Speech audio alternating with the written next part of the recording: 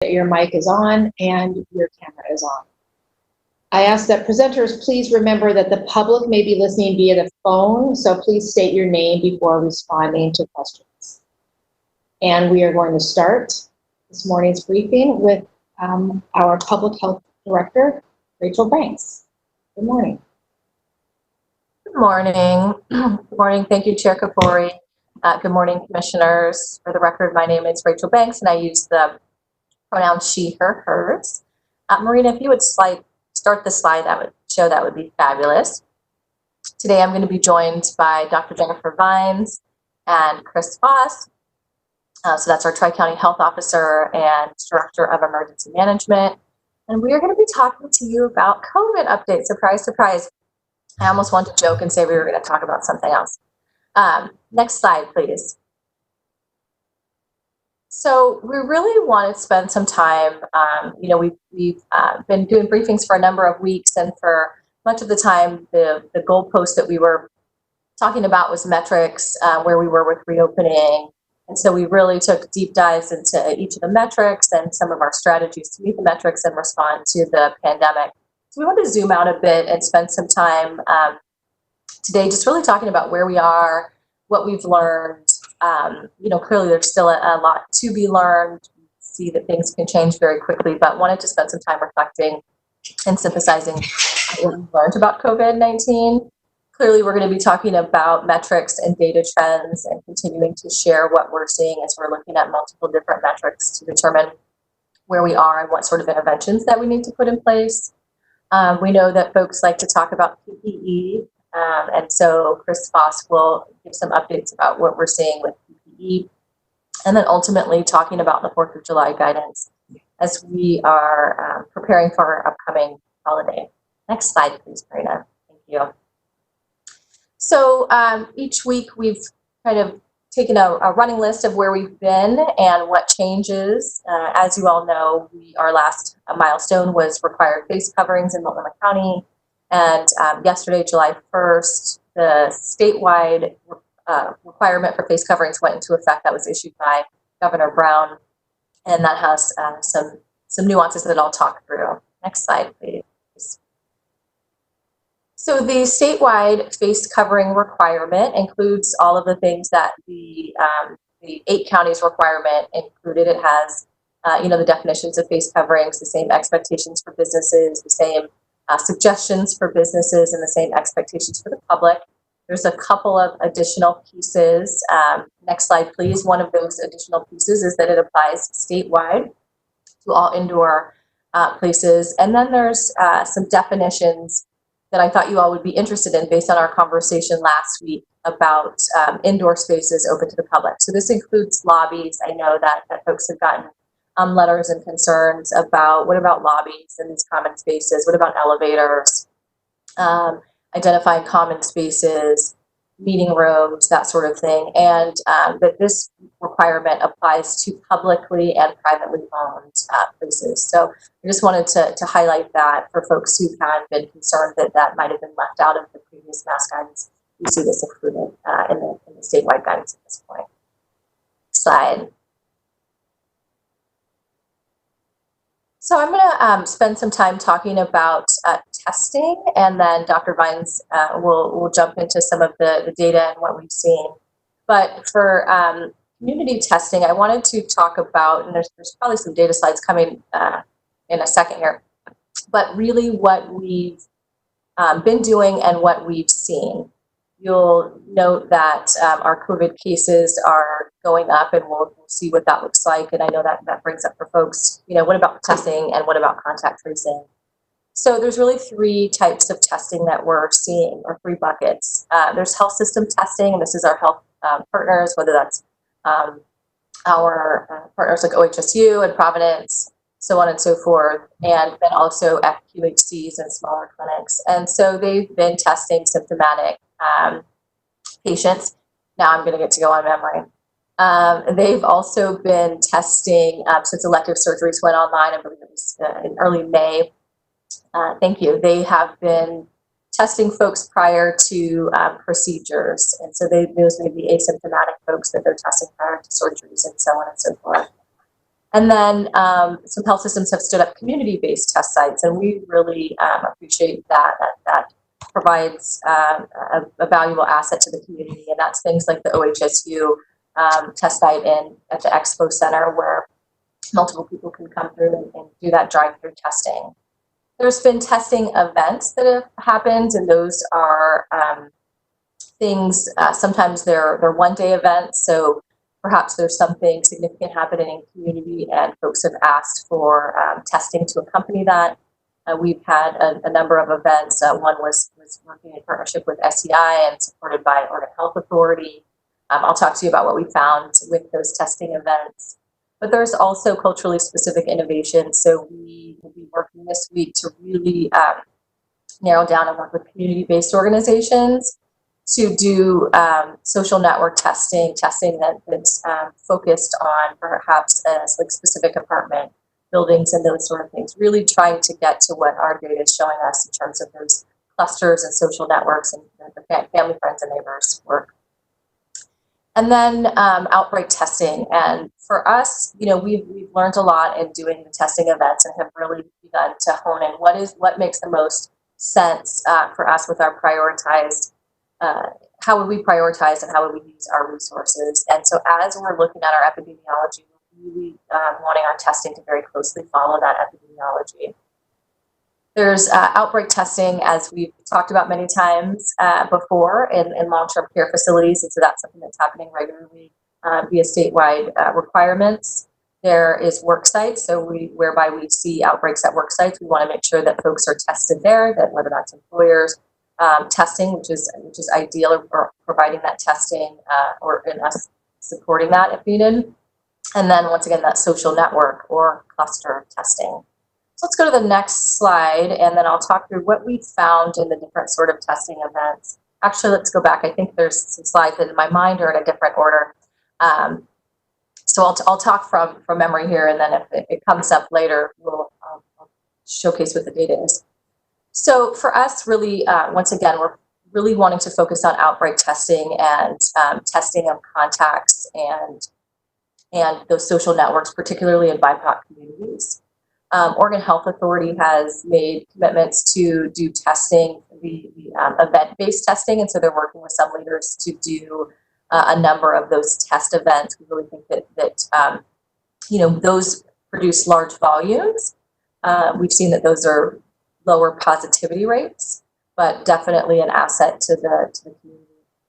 And so and what we've seen is that our highest yield testing is really when it's focused and when we're testing symptomatic people and or contacts. So whereby we're doing that contact tracing, we're finding out that there may be people in a household or a work site or a family. That's really where we're going to begin to much more focus our testing. And so I know there's some other slides to come up, and I'll share some more specifics. Sorry, it feels a little bit choppy there. Because we just why don't we go do all the testing slides together? So why don't we go forward and talk about the other, so that it's not kind of disjointed. Yeah, thank you. So Marina, if you'll be patient with me and just flip through, it might be slide 14-ish, 15-ish. Okay, let's go back to that last one with the one more back. Thank you. Okay. So you all have seen this before. This is the race and ethnicity among those individuals tested. This data, for this current week, it looks low because it's lagging. And the on the bottom, which might appear brownish to you, is white. The pinkish is unknown or missing. There's a small category for refused. It's not very prominent at all. Yellow is Pacific Islander, Native Hawaiian. Green is multiracial. Turquoise Hispanic. The gray is Black, and then the orange is Alaskan, American Indian, Alaskan Native. I want to point out that these are all of those tests. So it includes the health system testing, all the healthcare workers that are tested, all the people who are coming in for surgery, long-term care, all of those. And I know that for our testing, we wanted to be super focused, want to make sure that we have great BIPOC representation really supplement and enhance what we're seeing here across the board in the system-wide testing, and to really respond to what communities of color are saying to us. So next slide, please. We have been doing testing in a variety of ways. So in our primary care, we have folks who are symptomatic, and I'll show you what those tests look like in terms of race and ethnicity. Once again, as I talk through this collaboration with culturally specific partners, and I can talk through what that looks like in terms of race and ethnicity, and then also positivity rate. We have, as you know, that East County outdoor, whether that's drive-through or walk-up site, really focused on BIPOC communities. That's a low barrier site, so you don't need insurance and an appointment or payment. And then that outbreak related testing as I've talked through. So next slide, please. This is the data for what we've seen in Multnomah County, our test data, and there's a number of ways that I'll break this down. So we have primary care, and the turquoise bar there is BIPOC tests. So we have 88% of the tests that we've done in our primary care are for BIPOC folks have utilized those tests. The next is, and that also we have the Northeast drive-through, which is 77% BIPOC communities. We have focused community testing, so that is those testing events, whether it's one with the Black community or Pacific Islander or Native American. And you can see that the majority of those are, far and away BIPOC communities. And in terms of positivity rates, when we are doing testing for symptomatic folks, our positivity rate is 23%. And the graph a couple slides ago varied, anywhere between 3 and 8%, I believe, in terms of positivity rate across the population, but whereby we're doing really focused testing for BIPOC communities, focused in BIPOC communities, not exclusively of, we're seeing a 23% symptomatic or positivity rate, excuse me. Where the sites where we do kind of all are welcome and have included asymptomatic folks, our positivity rate has been 1%. And so for when we get the questions of, understanding that there's asymptomatic transmission, why do you all focus so much? We can just see the yield there of where when we're focused in terms of either symptomatic people, BIPOC folks, and contacts. So contacts may be asymptomatic, but it's more of a targeted approach of knowing that folks are either in the household, they've been in the household of somebody who's tested positive, they work at a work site.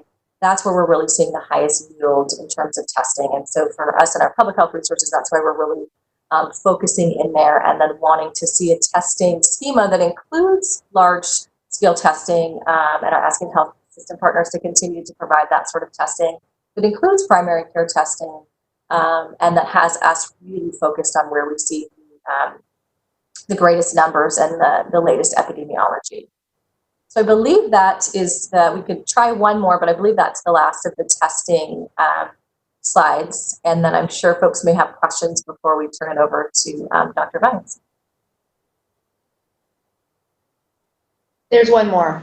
Okay, cool. These slides get updated fast. Sorry, it was, I have an old deck, so no, that's not. Now we can go back to, and you know what, is that the end of the testing question? So I'll pause there and we can have some questions and comments from board members about, and before we move into Dr. Vines talking about kind of where we are now. Great. We'll start with Commissioner Myrick. Thank you, Chair, and thank you, Rachel. I have a sort of a deeper question, but first just a data question on the chart that is up there right now. The test data, what are the overall numbers included in those? Just curious of sort of those denominators, like the focus community versus the other ones where people are symptomatic. Yeah, so I can do some adding here. I can say that for our for the primary care and the Northeast, I do have the number, so I'll do that in a second. If I'm not fast enough, I'll email it to you after this meeting. But the for the community test sites, so we've done, so these are like the event-based or the BIPOC ones that we've done over the past 3 weeks. And each of those has had over 200 people.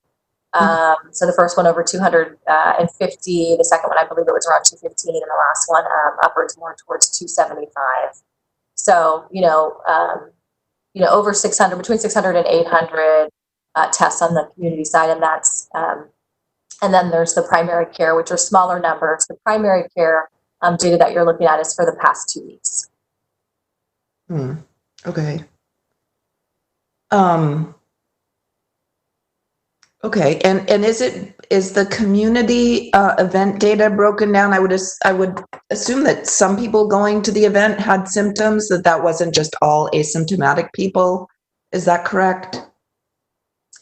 Yeah, that's the assumption, and we're going to have to get some more information. I think there's different. Initially, we wanted to have that information with our testing partners of who was symptomatic and who wasn't. I know at the first event, that was not able to be captured, where the focus really became, how do we efficiently make sure that people aren't waiting and this testing event runs smoothly. So I can do some follow-up if that was captured in second two, and what sort of comparisons we can draw there. Okay, I would appreciate that. I think it is important, just as we're delving more deeply into that. So that would be great. And I just, I do feel that we should be testing people who are asymptomatic in the sort of the priority groups, but particularly people who are Black, Indigenous, or other people of color, because we know that there is a higher rate of COVID in those populations, particularly in the Latinx and Indigenous populations, but across the board. And I appreciated earlier you'd said that we follow the epidemiology, but what I'm concerned about is that we're not defining the epidemiology, and that by doing that kind of proactive testing of people who are asymptomatic, we actually are able to better identify some of the sources, maybe some of those hotspots, because not to assume, but I feel that people who are more marginalized or more vulnerable, or who may not speak English, would be less likely to even understand what those sort of contacts or risk factors or anything even are that they may have been exposed to. And so to do proactive outreach and really sort of investigate and find the information to define the epidemiology of those populations, I think still would be, I think it's incumbent on us to do that as the local public health authority. I also feel that that we should do that in other very vulnerable populations as well. I've heard such a cry for this from some of the houseless communities, especially Old Town Chinatown, whereas there's such a congregation of people that are living on the street, and that there is such a large number of Black, other people of color in that population, so it's doubly vulnerable, that maybe we should be setting up a site there. And I know that of a number of sites that would be great in that community there. And so I just feel that is so essential. And I also know it's just, everyone says it's a moment in time, but it is a moment in time. And so to even capture people who have infection at any particular moment in time can be helpful. And especially as we're making these concentrated efforts to move people who are positive or who have symptoms to some of the different isolation motels and other services that we have. So I just feel that it's part of our obligation as the local public health authority to be doing that. And so I wanted to put that out there. And along those lines, I was wondering what our authority might be in terms of potentially requiring that health facilities in our jurisdiction are required to test people who fall into one of the priority categories if they present. So if they go to an OHSU or a Kaiser and, I am Native American, I don't have symptoms, but I'm really worried, I want to get tested. And that, do we have the authority to tell our health systems to do that? But that's it. I just feel it's so important. And if we're prioritizing, this is where we should be prioritizing. Thank you. Thank you. Thank you, Commissioner Myron, and kind of a lot in there. So I'll do my best to address it. And then I think that there's some longer conversations in here too. We can have other. First off, no, totally. I've been really thinking about this of what's the overall testing schema. And there's this wonky thing in public health about health services where our job is to assure that things get done, but to not always do them ourselves. So I think that gets a bit to your second question in terms of what's our authority to require other health systems to do that. And we don't have, to my knowledge, direct authority. There's more influential pieces, the role of the Tri-County Health Officer and then the role of Oregon Health Authority and their guidance to physicians. And I know that they put out guidance to that sense. So I am, definitely we want to see it in an ideal state. There's lots of testing. We wouldn't have ever had the testing shortages that we have. We wouldn't have to be thinking right now about what if there's supply shortages. We wouldn't have to be thinking about some of the things that we are seeing across the country and starting here locally around backups with labs. And so, throughout this pandemic, it's become this thing of how do you prioritize given like these limitations? And that's not the whole story, but it's a piece of the story. So for us, it's kind of figuring out, okay, this is what we want to see happen. What's the right rule? And given if we're seeing any sorts of limitations, how do we begin to prioritize? And so, definitely we've been clear that we want to see the BIPOC community prioritized. We're starting to see this nuance in our data, though, where around, you take a category like Black, for example, and there's, as we've talked about with Real D, there's a ton of different things in there. There's a ton of different approaches. And so, doing the all-call events will work for some folks, and it might work well for African Americans more so than our other African brothers and sisters. But we're really needing to go, okay, we see where our epidemiology is in terms of case infections, and we're seeing where people's social networks are, where their social practices are. And those, for a lot of the reasons that folks have talked about, need a more specific approach that might not just be, on here's on this day, or go to your health system and say you're part of the priority population. So it's mixing, to your point around also with the Latinx community, it's mixing these really focused testing pieces with outreach and education, working with community-based organizations to make sure that the right folks, and that does include in those social network and cluster testing, it does include asymptomatic people as well. It includes contacts as well. But we're trying to be super precise and make sure that we can get to the nuance, especially around language and culture and subculture. So that's some of the rationale in terms of why right now we're really wanting to focus our public health resources on making sure that we can get down to the level of what's the right language, what's the right dialect, and what is the combination of testing strategies as well as outreach strategies that does include symptomatic contacts, asymptomatics, but in that focused way. I think there's more clearly that we can say around testing and working with our health system partners to test folks who are in the priority population, and we would love to see that happen. Okay.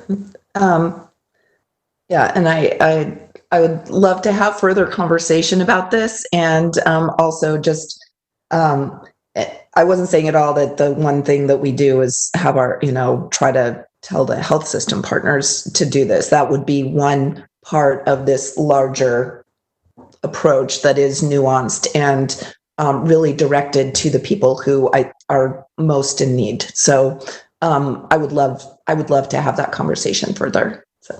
Yeah. And just one other thing I would say that we have, we've done these events, and really from a curiosity standpoint of what do we find and what are we finding in terms of positivity. So that's one of the reasons I was sharing the positivity rate as well, because we're looking at, positivity rate.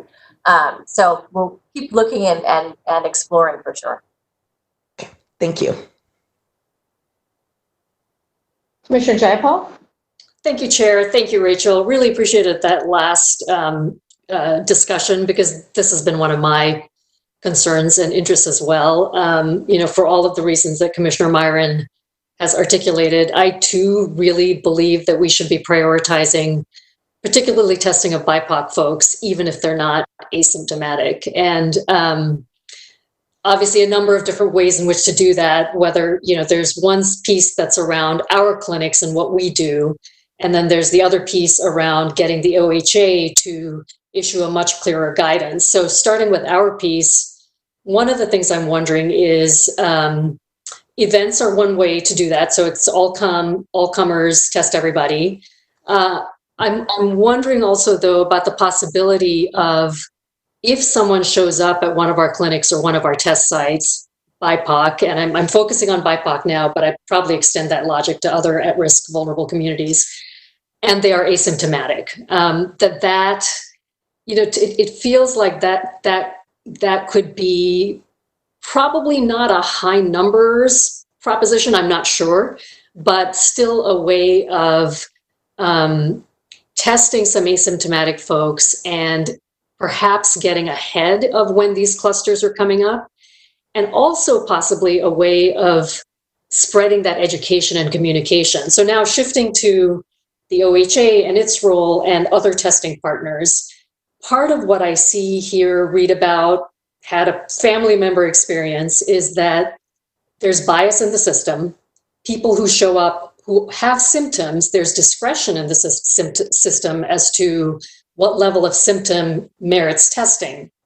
And BIPOC folks are turned away. I mean, we know when there's discretion, the impact of that is generally going to be bias that disadvantages BIPOC communities. So if we had clearer guidance, whether from the OHA or from us or through practice, that said, BIPOC folks get tested, symptoms or no symptoms, it seems to me that would both get us that piece of, picking up asymptomatic people who are carrying, and go some distance towards removing bias in testing for symptomatic people. So I would love your thoughts on that. Yeah, I think clear data for sure, or clear guidance is always would be it's the best there, and I think that we can have conversations with Oregon Health Authority, and I think as providers are having more experience with the guidance that's out there and raising more questions, that that's a venue for them as well.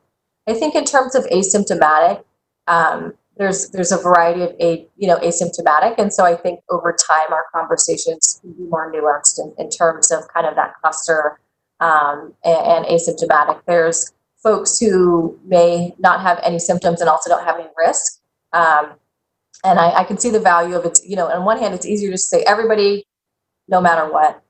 I also have to be thinking about what happens in situations where we are needing to prioritize because of supply, or because we need to get to some people much more quickly, and we need to make sure that they get their test results much more quickly. And so how do we take all of those things into consideration with the system, so that folks who are maybe asymptomatic but contacts are at work sites or at high risk settings who have exposure somehow, whether it's we've done this for folks who are protesting or folks who are living in a household, or a variety of things. So I think there's some nuance in terms of, and some gradations in terms of asymptomatic, that we may just have to be prepared to have that conversation. Although it would be much easier of like all the time, this is what it is. But to the point of having clear guidance, I think that's much more helpful and want to underscore and acknowledge people's experience of bias in the system. And to your point, the more discretion, that leaves more room for bias. And certainly the clearer the guidelines, the easier in terms of, yes or no. And I do appreciate the point about limitation, and that when you have limitation, you've got to prioritize. I think what I'm also wanting to see happen is, and this isn't our public health department, this is the system at large, to not accept the limitation. In other words, create the strategy that we want to have, and then push for the resource that we need in order to implement that strategy. So I did have one detailed question. I'm looking at this chart and I'm realizing I don't know what the vertical axis is. The Multnomah County is that number of people tested or something else? That is percentage of BIPOC. So percentage of BIPOC folks tested in that site. Gotcha. Great. Thank you. Commissioner Stegman? Thank you, Chair Kafori. Thank you for the information, Rachel. So I was trying to understand this slide, but maybe I'll just ask my question. I'm trying to figure out, so am I correct in saying that you said that the positivity rate for the BIPOC population is 23%? Is that correct? So let me clarify. So the positivity rate, which is not shown on the slide, so that would answer why it wouldn't make sense on the slide. That was just one of my talking points. So the positivity rate, okay. We have good BIPOC focus across all of our testing and primary care, as you can see evidenced by these blue, very high bars. Where we were focused on BIPOC symptomatic testing, the positivity rate was 23%, which is very high relative to what we see, across the state or in the general testing overall. The positivity rate when we did testing sites that were open to anybody without symptoms or without known exposures or just kind of any BIPOC folks, the positivity rate was about 1%, and in some cases under 1%. And I would further articulate, at least in one of the testing sites, the positives that were identified through the kind of all-call asymptomatic BIPOC sites, we were able to link to we knew about them already from other clusters and contacts. So that's another thing we were looking for. Were these identifying new, potentially asymptomatic folks that we didn't understand were tied to some other case? Great, thank you. Thank you for that clarification. Is it worthwhile, or do we look at the houseless population positivity rate? I'd have to go back and look into the houseless population positivity rate. We do have on our dashboard cases for houseless folks. So in terms of the positivity rate, it might be a bit more challenging in terms of how we come across those cases, because we haven't done them kind of in necessarily just one setting. But I could dig down and have some conversations with our epi folks to find out more about that. Rachel, good morning, everyone. Good morning, Chair and Commissioners. It's Jennifer Vines. I can just say, I just glanced at the dashboard. We are at 16 cumulative cases among unhoused. It's a very broad definition for unhoused, and I don't have a denominator at this point to tell you what percentage of people tested are testing positive. Thank you, Dr. Vines. I appreciate that. Yeah, I mean, because obviously, of course, I come from a business background, so it's more like segmenting the market, is that we have to identify where we're going to get the greatest return, or in this case, where the most positive tests are going to come back. And obviously the data that we collect will inform us. And so it sounds like we're still kind of on that path. But I guess also I'd be curious to know, and I know that we're doing, this conversation kind of begs the question of what kind of culturally specific outreach. I mean, I know we have like the pop-up, the sites in East County, but, maybe if you could just speak about what are our culturally specific partners doing to educate people in the BIPOC community. Just like we know that people that have underlying health conditions, those folks, we know that elderly folks, you need to be a lot more. So I don't know if you could maybe highlight what's going on in outreach in those areas. Yeah, and I'll just break it. We were actually going to have it today, but I knew that this would run long because we still have a lot more to get through today. We're going to have a more in-depth conversation next week about our overall BIPOC plan, where we are, what the plan is, know that is still a huge priority for us, has been, will be. Rachel, do you have a real quick, brief answer to Sure. this? And then we will have a much more in-depth conversation next week. Okay. Yeah, absolutely. And the briefing I would say that is exciting is we have community health workers that we're working with a variety of different community-based organizations. So those contracts are being finalized. Some already are. At a press event earlier in the week, we heard Urco Africa House talking about their community health workers. There's and just across all of the communities that we're seeing. So there's outreach that we've been doing from our staff and gearing up, but excited to say that those partnerships and those contracts are underway. So more to come. Great, thank you. And then the last question is just really, I think you touched on it, is when I'm, how many testing kits, what is our testing capacity? And that's kind of, and I know that you spoke about it briefly, and maybe we can go into more detail later. You have that plan, but obviously we're seeing cases rise dramatically in multiple states. And so I am concerned about, like, if we were to just test everyone, compared to what are the number of test kits available? Yeah, and I think that's a good question. Part of what we are seeing right now with some of our lab providers is that they do have some backlogs, and they're sending some of their labs to other states to be processed, which adds time in terms of how long it takes to get those test results back. So it's something we're definitely keeping our eye on, and I can share with you the specifics of what our capacity is, and that varies by lab and system. So it's a more complicated question, but we do know that that we're seeing those some of those backlogs with in our own state, and that's happened also across the nation.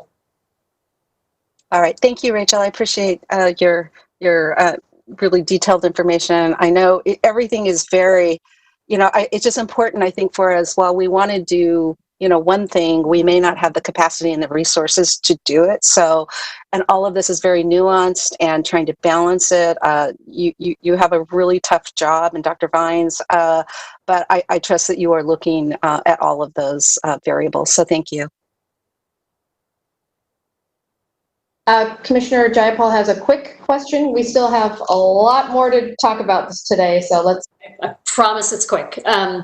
Rachel, I just wanted to ask, on those community events with partners, do we have the results, the sort of positivity rate, separated by event, and are we sharing that information with the partners?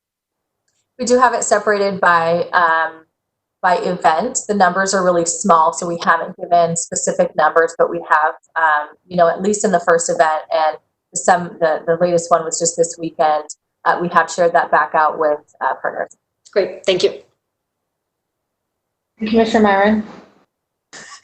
Thank you, Chair. Just one very quick comment as well, or question, that I understand that Portland Street Medicine actually might be looking for ways to maybe to partner for COVID testing in the houseless community. So that might be an opportunity for a partnership there. I wanted to raise that, and thank you. That's it. Thank you. Yeah.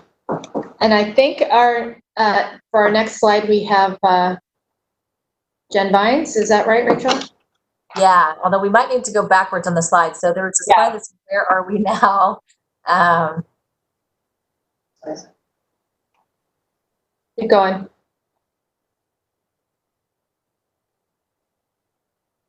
Keep going. Keep going. And one more. One more, yeah. Yay! All right. Thank you. Good morning, Madam Chair and Commissioners. Can I get a quick sound visual check? I'm guessing I'm going to assume that you can hear me. If you'll indulge me, I wanted to take a pause. We are at the 6-month mark in this global pandemic. I really wanted to give you a high-level overview of what's happened in the last 6 months, what we've learned, and then what's going on now. And I've listened carefully to your questions, and I think I'll be able to sort of condense and tailor some of my comments maybe to speak to some of your concerns.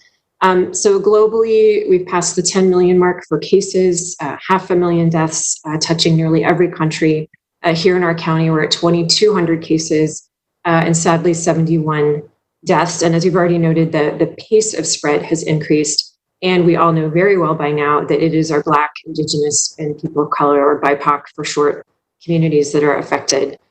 We are learning and responding at the same time. So you've heard and are very well aware that many of our messages have changed over the past few months. And in the absence of coordination at the federal level, again, as you know, it's really been at the state and local level that we have risen to the responding to the complexity of this global pandemic. I didn't do a bulleted slide because I wanted to convey the idea that nothing here has been linear. And I think the framework around phasing and around blueprints for getting kids back to school, I think that's been useful, but I wanted to just temper people's expectations that we are on a forward march here. I think there will be starts and stops along the way. So just revisiting, what do we know about this virus? We still look to numbers that are originally out of China for the range of severity of illness. So these remain widely quoted numbers of 80% mild to moderate, meaning people can recover at home, 15% severe, which is the pneumonia manifestation, needing hospitalization or more care, and then 5% critical, which is understood to mean intensive care level. Those numbers are probably smaller as we learn about people who have this infection and don't have symptoms, the so-called asymptomatic people. But again, with so many people without immunity to this virus, even very small numbers of critically ill people, as we now know, can add up to an overwhelm of a hospital and of our healthcare resources. So I want to touch on the transmission that we now understand probably comes from people without symptoms. So we know that, again, these so-called asymptomatic people are important to transmission dynamics. In contact investigations, they're estimated to be anywhere from 22 to more than 30% of the total cases surrounding a contact investigation. So I want to make a distinction that does not mean that 30% of people walking around have the virus and just don't know it. What that means is when you look at people who've been exposed, you will find people who feel perfectly well and who test positive for the virus and can then go on and unknowingly spread it to others. So this is why outbreaks are particularly challenging. This also highlights why we're focused on people who are connected either directly or indirectly through social networks to known cases. So I want to totally acknowledge Commissioner Myron's point about defining the epidemiology. That is one of our obligations. Our other obligation, of course, is to detect the disease and to slow the spread. And so we have sort of, I won't say competing, but we have dual obligations there. And given that at this moment, testing capacity remains finite and is, if anything, becoming strained, we are focusing on finding cases and slowing the spread of the disease. The good news is that OHSU and Oregon Health Authority are working on defining the epidemiology, but no question that our BIPOC community remains at the forefront of our minds. I can share that the Oregon Health Authority has not changed its language around testing guidance. So BIPOC testing of BIPOC members without symptoms remains in there. I've heard really clearly from health system partners that becomes very difficult to operationalize. And they have some concerns about the use of PPE. And they also want to be testing based on local epidemiology. And they are looking at us in public health to show them where the risk is. And that's typically, for now, best done through these community testing events where we have reason to believe a particular group may be at risk. It also brings up the point in time problem around testing. So someone without symptoms and without risk gets a test. The question then becomes, that's now. What about tomorrow? What about next week? What about next month? So again, the epidemiology is constantly shifting. I fully agree that we have to understand it. But in the context of labs having to actually prioritize which samples have to be sent out of state with a 4 to 5 day turnaround, we have to be really focused on our disease identification and investigation obligation to make sure those priority specimens are the ones that are being turned around the fastest, where we have the chance to actually interrupt transmission. So the asymptomatic context also raises the importance of a lot of our recommendations to the public, especially heading into July 4th weekend, around keeping things local, keeping it outside, keeping it with your household and only your closest social contacts that you've already reconnected with, always staying home and using really good hand hygiene. So anecdotally, we know from our contact tracers that the number of, and I should say that the type of contacts that people are helping us find has changed from household, which is what we saw during the stay-at-home order, now to social and work site contacts. So again, I'll show you the pace of spread in a moment. But these are all things that we can do to significantly lower the spread. Some studies suggesting as much as 85% lower transmission probability with face coverings and with the 6-foot social distancing. Most importantly, slowing community spread means we lower the risk to our BIPOC communities. So for everyone who's been out supporting Black Lives Matter and other social causes around Black and Brown people, again, heeding our advice and all of us doing this together is going to be really, really important. I want to turn now briefly to what we know about the virus in children. And this is an important question as we think about blueprints that the state has put out, and fall is going to be here before we know it, and back to school is going to be a question. And it's important because the closest models we have for children actually come from influenza, where we know that they are the spreaders. And in this case, it's not so clear. So we know that kids can get and transmit COVID-19. Their illness tends to be less severe than adults, and they seem to be, the transmission rate from children to other children and adults seems to be a bit lower than that of adults to adults, and it's not clear why that is. We have had a handful of childcare outbreaks, so 3 in Multnomah County, all involving relatively low numbers. And regionally, cases in infants, children, and teenagers actually make up a small percentage of our cases to date if you look at our regional dashboard. So nevertheless, children can get severe disease. They can end up hospitalized from this disease, often due to underlying chronic conditions that they have in addition to the virus. And now we're seeing rare cases of what's being called MISCI, which stands for Multisystem Inflammatory Syndrome COVID-19. This is an inflammatory syndrome that happens 3 to 6 weeks after a child is infected, and it's about 0.1% of cases. So it's rare, but it's serious, and kids end up hospitalized, and there have been a handful of deaths reported from this particular complication.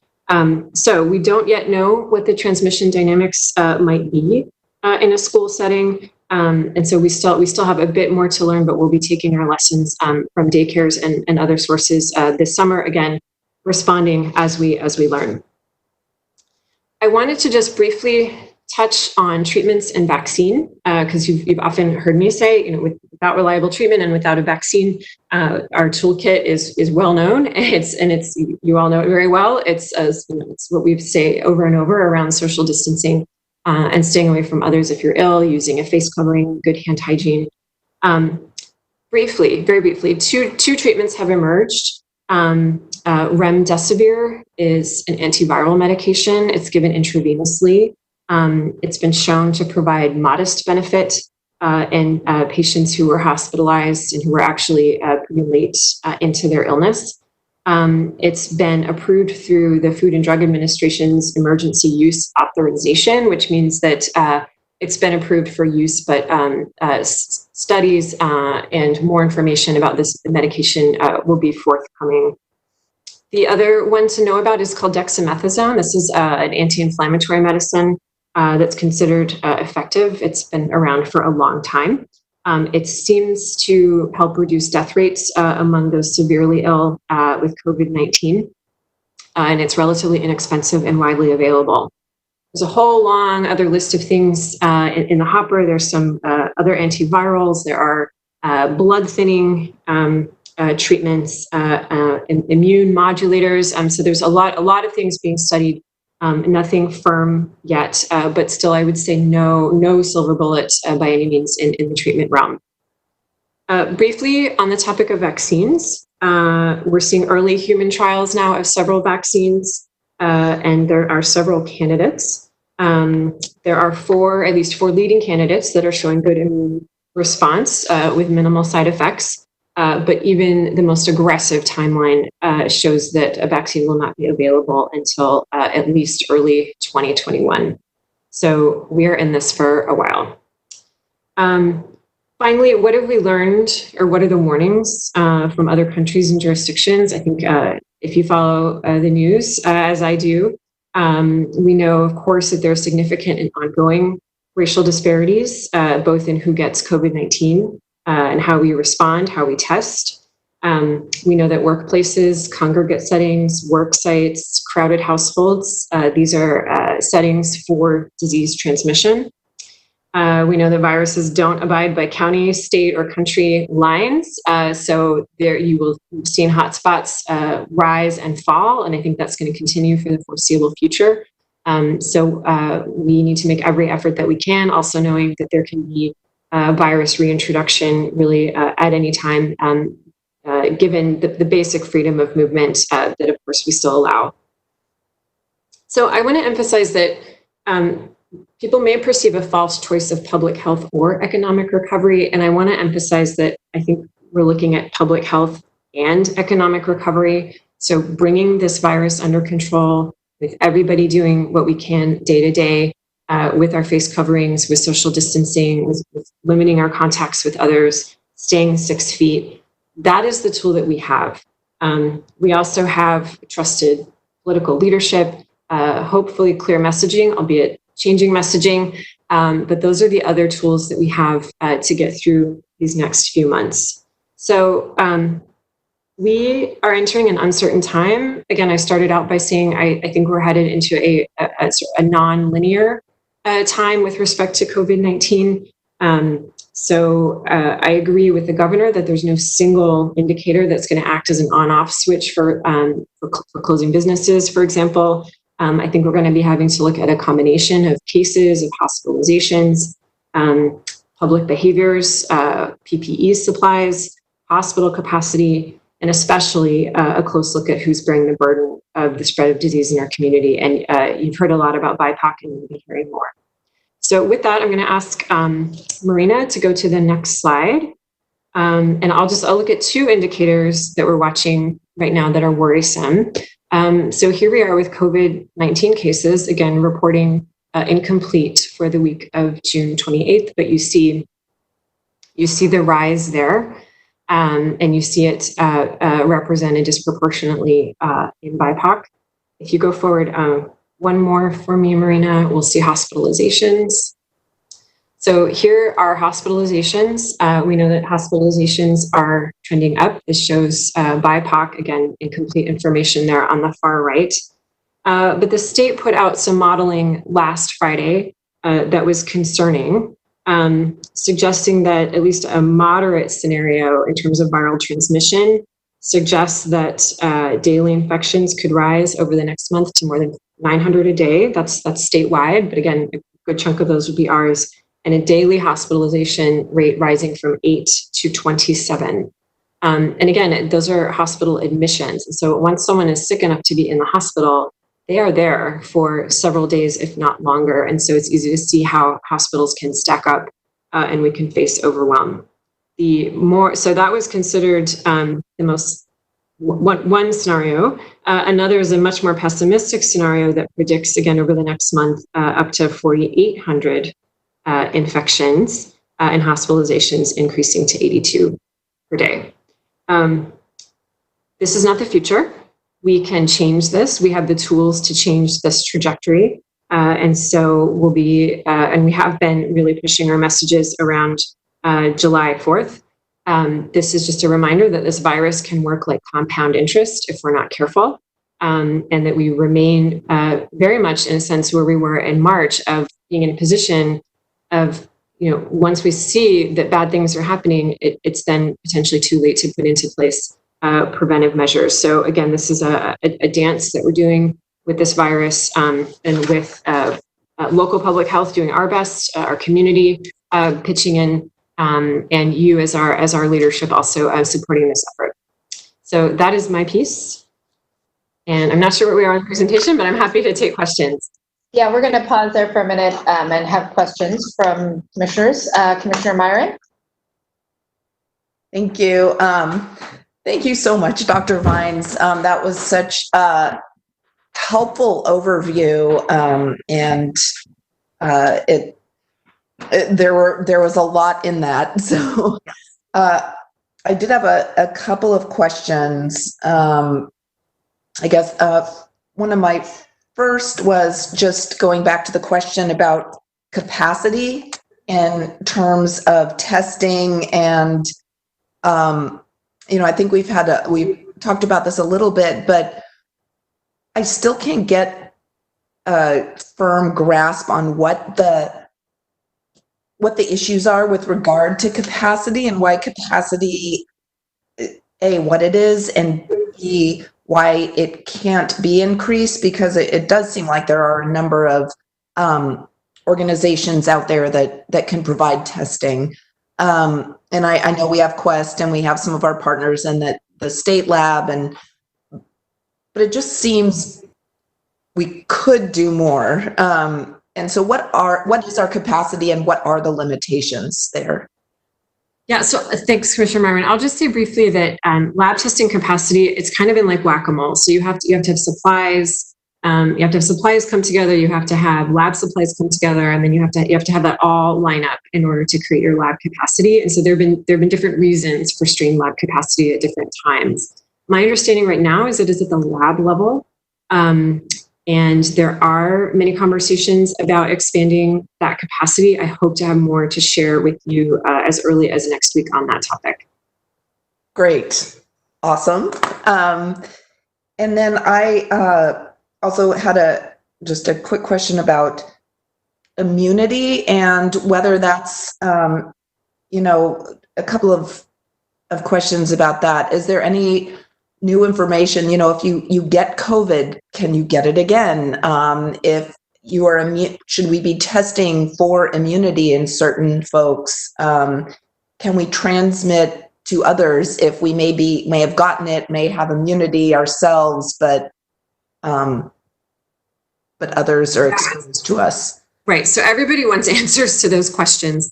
On the one hand, our state colleagues tend to assume a level of immunity following documented infections. CDC, however, does put out case reports of people who appear to have had the disease twice. So there are always exceptions to any statement.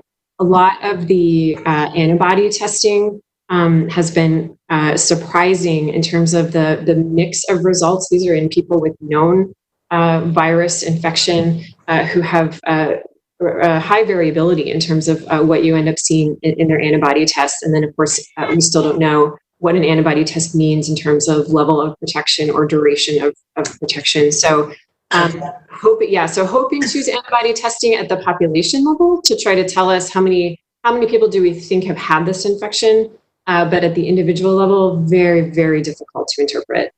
Okay, that is helpful, putting all of this into context. And finally, I know this is going to probably be a tough one as we are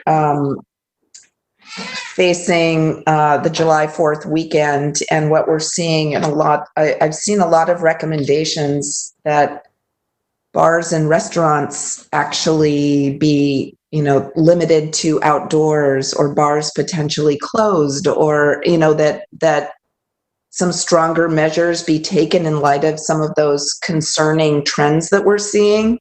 And could you speak to your thoughts on how that should be approached to be as safe as possible and get a handle on some of these trends?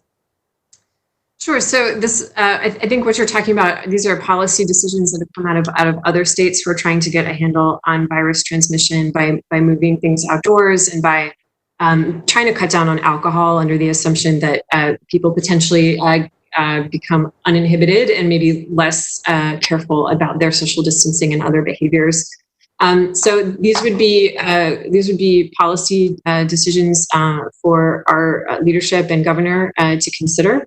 They do highlight, though, the importance that outdoors is really safer than indoors in terms of a harm reduction model. And then similarly, limiting alcohol intake in order to be able to preserve that 6-foot distance and be able to keep yourself and others safe. Okay, because at the state level, it does seem like that should be an approach, but we would also need to concurrently be working on legislation to support bar and restaurant owners so that they don't suffer from having to choose between livelihood and potentially saving lives. So yeah, all right, I appreciate that. Thanks. Commissioner Jayapal? Thank you, Chair. Thank you so much, Dr. Vines. That was really helpful to be situated in the big picture. I appreciated that.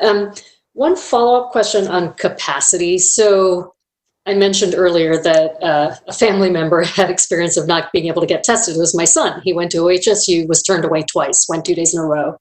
And one of the explanations given was that they were at capacity because they were prioritizing folks coming in for surgeries. And that was one of the categories mentioned in Rachel's presentation as well. So I guess the question is, do we know, given that we're wrestling with these capacity limitations, do we know what % of capacity is being used, for example, for that category of folks? And, early on in the pandemic, obviously, the governor limited elective procedures, recognizing there's a range of what constitutes elective. Is that something that's being considered? Should it be considered? Is this a significant factor in terms of using capacity? Thank you, Commissioner. I would have to get you exact numbers, which I will do if I can. I can say that health systems, of course, we all have our different obligations. So health systems are using their testing capacity, as you point out, to test people coming in for scheduled procedures. That informs infection control. It also informs personal protective equipment use by their staff. And so I would have to get back to you on the actual proportions of how much of our total testing capacity is going to those efforts. Thank you. And looking for a rough, if we have it, a rough answer. And then one other question, more specific. I didn't see this chart on here, but when I was looking at the regional dashboard, I was looking at the mortality rates as well. And it looked as if the mortality rates, when you compare BIPOC to white, are actually lower, relatively speaking, lower to proportion for BIPOC folks. And I'm curious as to why that might be. Is that because of average ages, or whether there's any thought about that or explanation for that? Thank you. I would have to get back to you on that. My sense is that we've had such relatively low numbers that I'm not sure we can say exactly, but I'd be happy to gather more, if anything, anecdotal information for you on that. Thank you. I'd appreciate it. Thank you. Commissioner Stegman? No questions. Dr. Vines, you've answered many of them, and I do appreciate your 30,000-foot view to kind of tell us, where we are, how far we've come, and how far we have to go. So thank you. Thank you. I think we have Kim Taves next to talk about contact tracing. Or Rachel, is that something that you're going to do? Sure, I can do that. Absolutely. Contact tracing, and I'll just kind of do an overview. I want to make sure that Chris has time to talk about PPE. Marina, it might be backwards in the slides. Contact tracing is slide 10. Yeah. Awesome. It's forward. Yay. Thank you. So basically, this is an overview for you all. Let me put my camera on. Sorry. Okay. So we have contact tracing goals that we talk about with the dashboard. And then just as a reminder, we have added additional contact tracing goals to really want to continue in line with our BIPOC focus and being very strategic. And that includes having diverse folks, as you've heard about, and as our contact tracers. We had set the goal of 75% of our expanded capacity for contact tracing would be culturally and linguistically specific. We've been able to move forward in that with the folks who have been redeployed within the health department, and then we're also working on hiring. Right now, we had well over 1,000, well over 1,500 applications for the positions, and so I've been working to go through those and get candidates in as well. It includes partnerships with community-based organizations, which I touched on. Those are the community health workers. We have 35 community health workers from a variety of different community-based organizations on board, so we're excited about that partnership as well.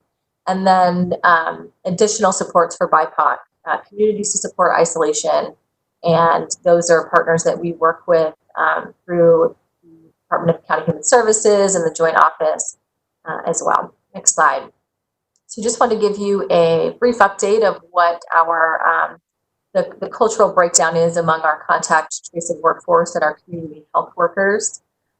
This is an art and a science. We know that the baseline requirement was that our workforce needed to reflect the community, but we really wanted to build a workforce that would really mirror what we're seeing in disease trends and underlying health conditions. We took that into consideration. What was the data on existing underlying health conditions? What at the time was the data that we were seeing in terms of COVID-19 cases? What were the languages that were needed? And we will continue to refine this as needed. Based on the linguistic skills that we may see and based on the trends in the disease. So we have our largest population here, or percentage, I should say, in our Latinx community. I think that would make sense to folks in terms of what the data is showing and in terms of disproportionate exposure. We have African American and African immigrants. This takes into consideration both what we're seeing now in terms of the data and also underlying health conditions and looking at past disparities. We have a variety of different percentages and languages included in Asian, Pacific Islander. We disaggregated those two categories, Native, Slavic, and then also LGBTQ+. So this is a snapshot of where we are. And, like I said, again, we will modify as needed to make sure that we have the language capacity, and are continually working with community-based organizations to build the trust. I would say to the public, please answer our calls. We're working hard to reach out to people within 24 hours and really wanting to be able to have a conversation with you and understand who all those partners and contacts that you have are. We're not interested in we're not going to be reporting information to other governmental agencies or to landlords or whatnot. Our interest is really in understanding who else in the household so that we can make sure folks get the testing that they need, the care that they need. And we'll be continuing it and to build trust in that way. So thank you. Thank you, Rachel. We will go through and see if there's questions on contact tracing, starting this time with Commissioner Stegman. No questions. I do appreciate the slide that you've shown, Rachel. It seems like you all have done a tremendous job of making sure that we have a very diverse outreach team. And especially I was hearing, you may have heard, I saw in the news where college students may be gathering specifically to contract COVID-19, which is insane. But I guess, one concern I would have is that there was an interview and a person refused and said, I don't want to be interviewed. I don't have to be interviewed. And I suppose there's probably not a lot we can do if a person chooses not to share that information. So I don't know if you have any comments about those types of people that might be interviewed. Yeah, I mean, it's definitely a voluntary thing, and people can refuse. We have great interviewers and contact tracers and community-based organizations that have a lot of trust. So we're relatively seeing good participation with us in the interviewing process, which we appreciate. Most people are engaging in the interview. Most people are being forthcoming. So that's much appreciated.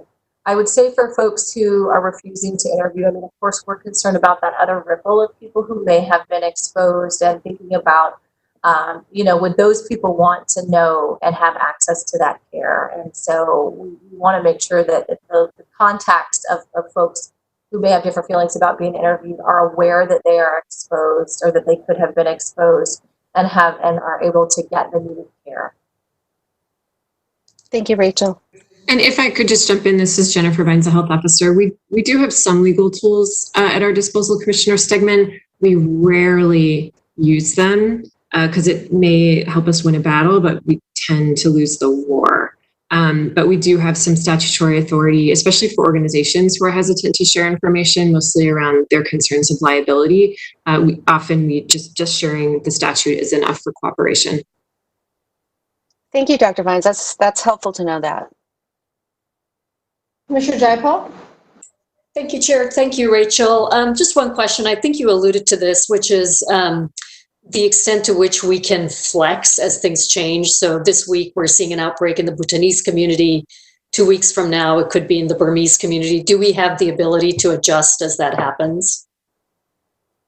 Yeah, and I think that can happen in a number of ways. The ideal is to have folks either on staff or working with community-based organizations who have that skill set, particularly language skill set. If we needed to, we also have, the ability to work with contracted interpretation and translation services. But with working, with the community-based organizations who have a wide range of folks in there, take like ERCO, for example, and other folks, it's a real, we're looking at that as an asset too, to be able to work with people who have that flexibility. So we have multiple ways that we can do that, whether, we can hire in-house and create additional positions for KSAs, whether that be through working with community health workers or community-based organizations, or whether that be working through some contracted language services. Thank you. Commissioner Myron? No questions. Thank you. Thank you. And next up, we have Chris Voss. Hello, Chris Voss, Director of Emergency Management for Multnomah County. And first, let me just thank Dr. Vines and Rachel, not just for the work on this presentation today, but really their continued work over the course of months. I've very much appreciated sort of working with them. If we can move a few slides, I want to get to the first PPE slide. A few more. That's up. Go back one. Now, back. I think there's maybe one more. Back one more. Nope, go forward, sorry. Okay. So we're gonna start with this slide right here. So first I wanna give everybody just sort of a rundown of the volume and how we distribute. And these are the three most asked for items that we actually get into the EOC. But we wanted to sort of let you know, a lot of times we would sort of portray just sort of the number of requests come in. And here we sort of portrayed, what is actually in all of those requests. And so you could see a week to week culmination of all of those requests. And if you do some quick math, you could see a little over 2,000 gallons of hand sanitizer have gone out the last 4 weeks. And a little over 500,000 procedural masks or face coverings. You'll also hear us about KN95s. KN95s we put in that category of procedural mask as well. So that'll be important with sort of another slide. But we sometimes you could see these numbers might be also swayed by 1 or 2 large orders in a week. So we probably are a little bit down this last week than we were from the week before when we were first opening up. But why don't we go to the next slide, because I think those numbers will be important.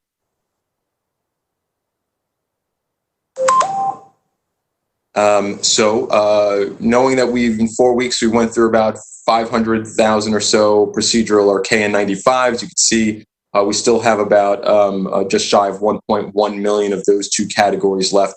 And I want to say that we We have not been receiving large quantities from the state, so as of late. So we're not sure how much more we will get from the state. So 2 months ago, as we were asking for things, we were bringing in more than we were handing out, and now that's sort of switched a little bit. So while we do still have masks for several weeks, I did want to sort of put that out there that we're not sure how long that pipeline from the state to us will sort of exist in a way where we can continue to, distribute almost entirely just masks that they've provided us. Next slide.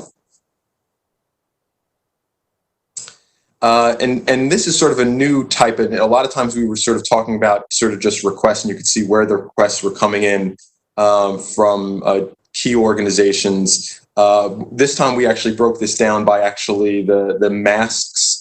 And this is, like I said, this is the most common thing we're asked for. So as you can see, of the about 100,000 masks that we were asked for this last week, about 60% of them went to organizations serving communities of color. 22% went to organizations that support primarily people with underlying conditions. 6% went to organizations supporting people of over 65, which leads the other 12%. So you could see how we've focused and continue to, push supplies to those organizations that we are the most concerned about. And I think this also is a portrayal of the fact that the supply chain does continue to improve. For many folks, you can actually walk in stores now and purchase masks where that was a little bit more difficult. I think I was even in Safeway this last weekend. They had a display where you could purchase masks, and I don't remember that display being in there, 2 weeks ago. So it's becoming easier for some organizations, and we continue to, supply a lot of those organizations that may have additional barriers to receiving PPE. And one last thing I'll say in this, because I know sort of I want to give everybody an opportunity to ask some questions as well. We did actually work with sort of the libraries.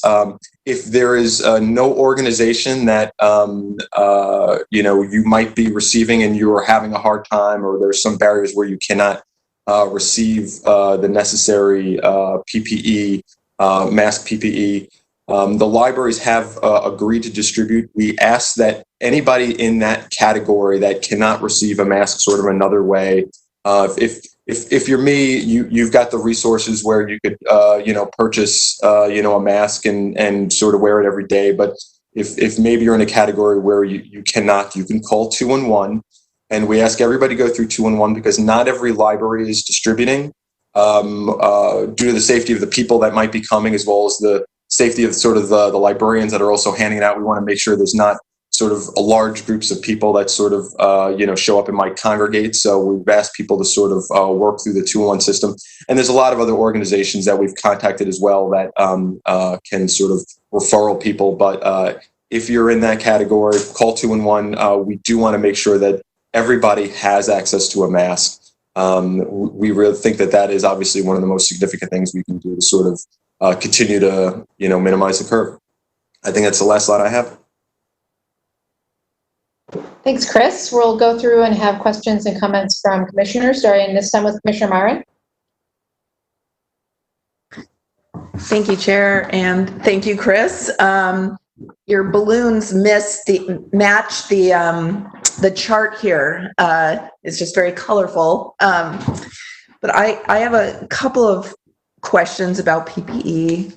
I guess one of the first questions is, since you noted that we are not receiving as much from the state, which I imagine is in turn not receiving that much from the federal government, which is, as we all need to remember, where all of these issues stem from originally and continually.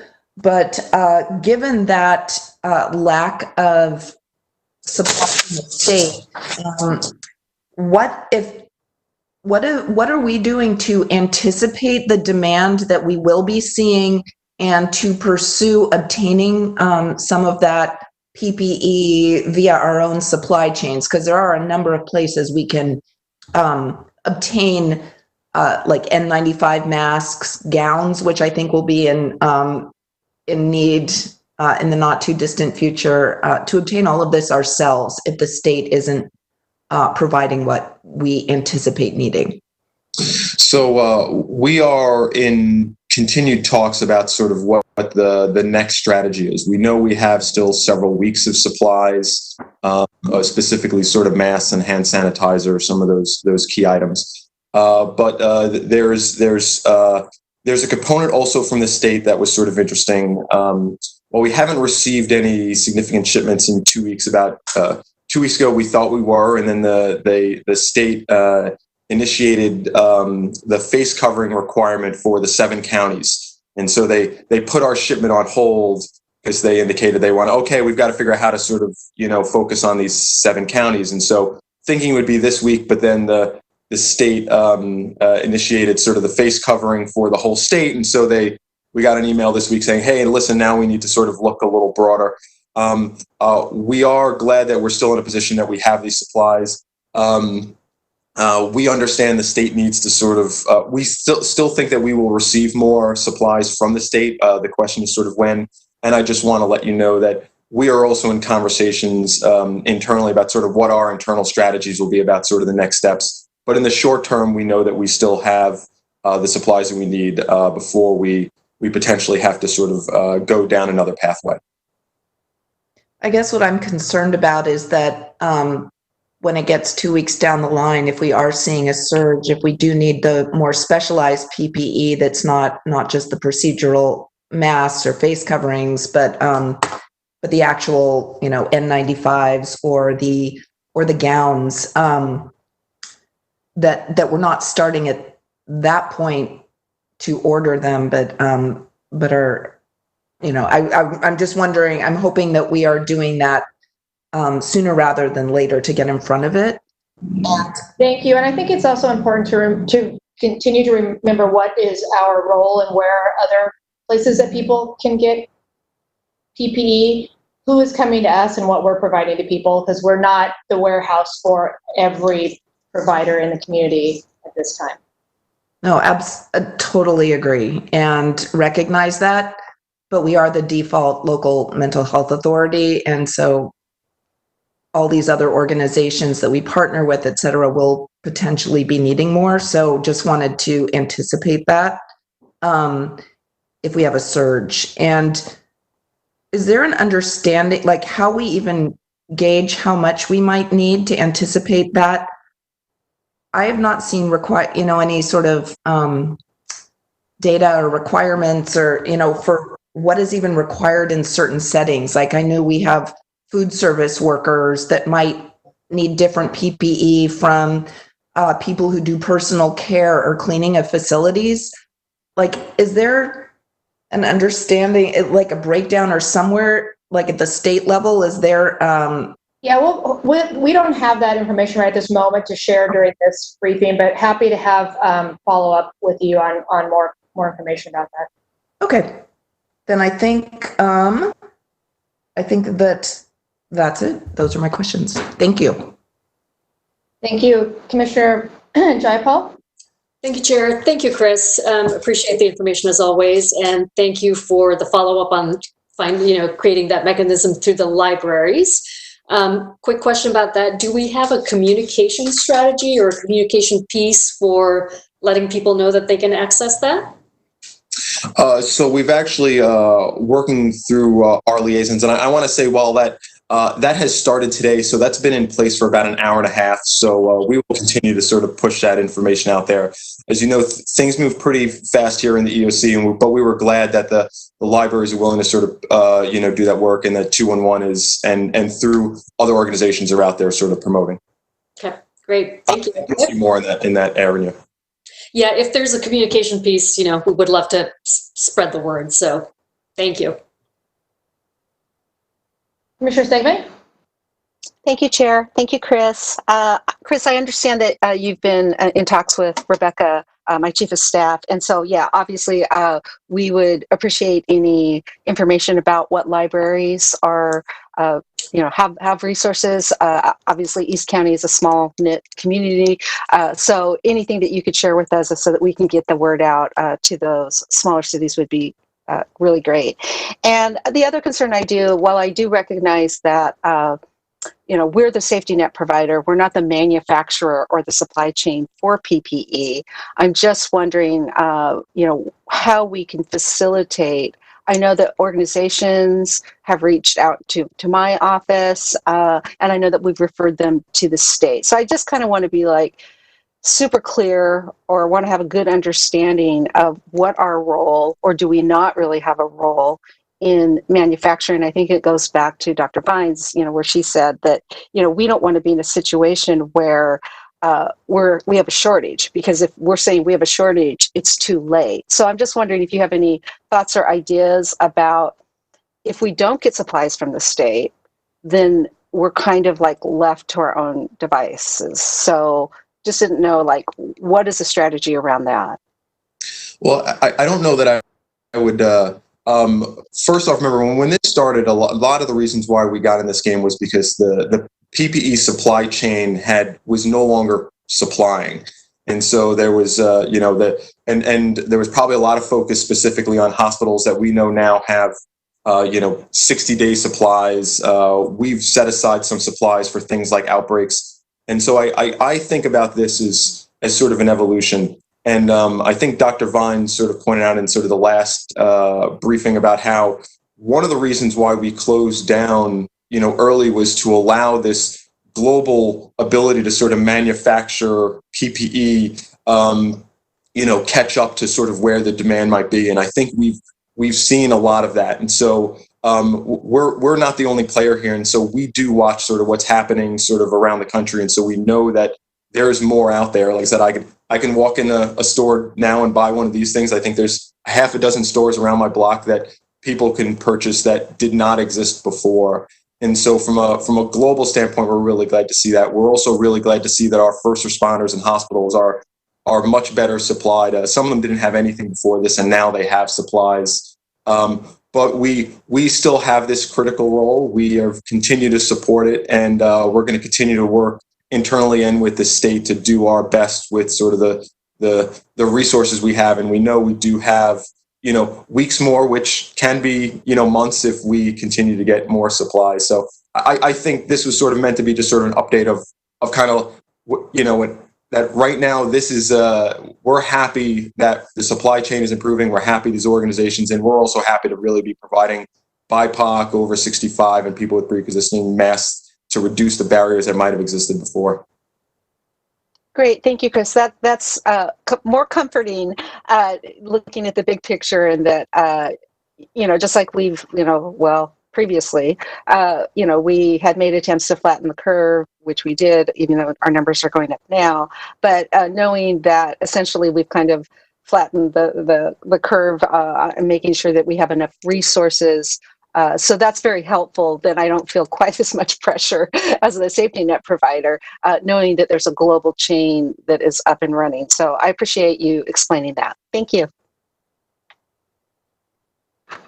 Thanks, Chris. And I think we have Jennifer Vines to end us on a holiday message. Holiday.